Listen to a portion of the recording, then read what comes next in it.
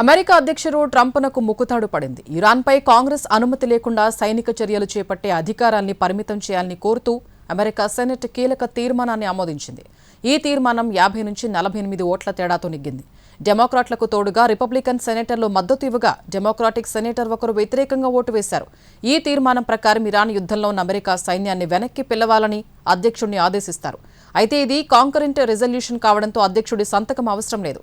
ఇప్పటికే ఈ తీర్మానం అమెరికా ప్రతినిధుల సభలో 215-208 ఓట్లతో ఆమోదం పొందింది. అయితే ట్రంప్ తీర్మానాన్ని తీవ్రంగా తప్పుపట్టారు. మద్దతు ఇచ్చిన సభ్యుల్ని పబ్లిసిటీ పిచ్చోళ్లని తిట్టారు.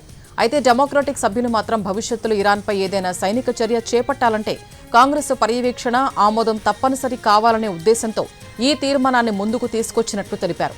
ఈ పరిణామం అమెరికాలో యుద్ధాధికారాలు అధ్యక్షుడి చేతుల్లో ఎంతవరకు ఉండాలి, కాంగ్రెస్ పాత్ర ఏంటి అనే అంశంపై రాజకీయ రాజ్యాంగపరమైన చర్చకు తెరలేపింది.